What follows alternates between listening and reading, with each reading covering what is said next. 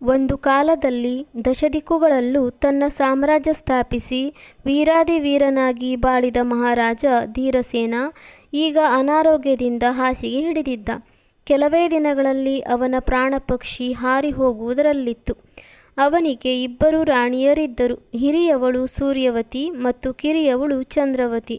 ಸೂರ್ಯವತಿಯ ಹೊಟ್ಟೆಯಲ್ಲಿ ಸೂರ್ಯಸೇನ ಎಂಬ ಮಗ, ಚಂದ್ರವತಿಯ ಹೊಟ್ಟೆಯಲ್ಲಿ ಚಂದ್ರಸೇನ ಎಂಬ ಮಗ ಜನಿಸಿದ್ದರು. ಇವರಿಬ್ಬರು ಧೀರಸೇನನಿಗೆ ಪ್ರೀತಿಯ ಸುಪುತ್ರರಾಗಿದ್ದರು. ಆದರೆ ಅವರಿಬ್ಬರು ಅಂಗವಿಕಲರಾಗಿದ್ದರು.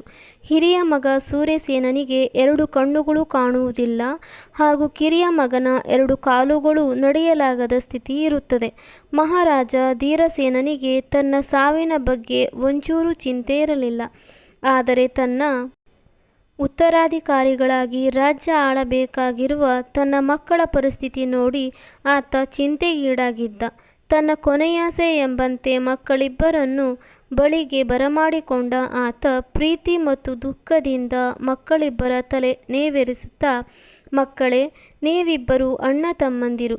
ರಾಮ ಲಕ್ಷ್ಮಣರಂತೆ ಇರಬೇಕು. ಕಣ್ಣಿಲ್ಲದ ನಿನ್ನ ಅಣ್ಣ ಸೂರ್ಯಸೇನನಿಗೆ ನೀನೇ ಕಣ್ಣಾಗಿರಬೇಕು.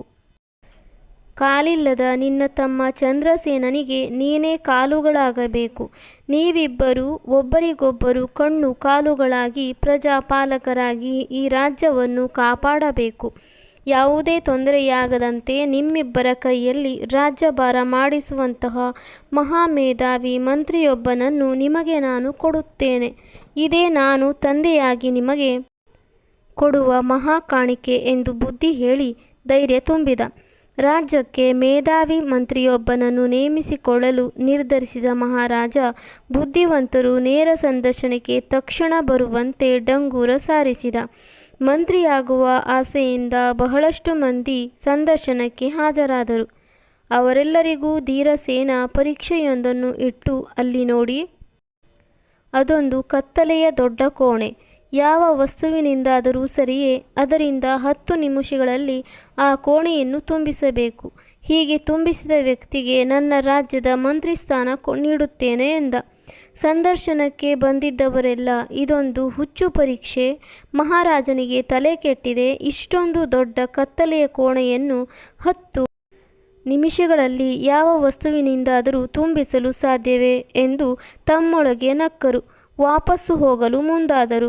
ಆದರೆ ಅವರಲ್ಲಿ ಒಬ್ಬ ಮಾತ್ರ ಅಲ್ಲಿಯೇ ಗಟ್ಟಿಯಾಗಿ ನಿಂತು ಕತ್ತಲೆಯ ದೊಡ್ಡ ಕೋಣೆಯನ್ನು 10 ನಿಮಿಷಗಳಲ್ಲಿ ನಾನು ತುಂಬಿಸುತ್ತೇನೆಂದು ಹೇಳಿದ. ಅಲ್ಲಿದ್ದವರೆಲ್ಲ ಆಶ್ಚರ್ಯದಿಂದ ಅವನತ್ತ ನೋಡಿದರು. ತಕ್ಷಣವೇ ಆತ ಕತ್ತಲೆಯ ದೊಡ್ಡ ಕೋಣೆಯ ಮಧ್ಯದಲ್ಲಿ ಒಂದು ದೀಪ ಹಚ್ಚಿಟ್ಟ. ಒಂದು ಕ್ಷಣದಲ್ಲಿ ಇಡೀ ಕೋಣೆ ಬೆಳಕಿನಿಂದ ತುಂಬಿಕೊಂಡಿತು.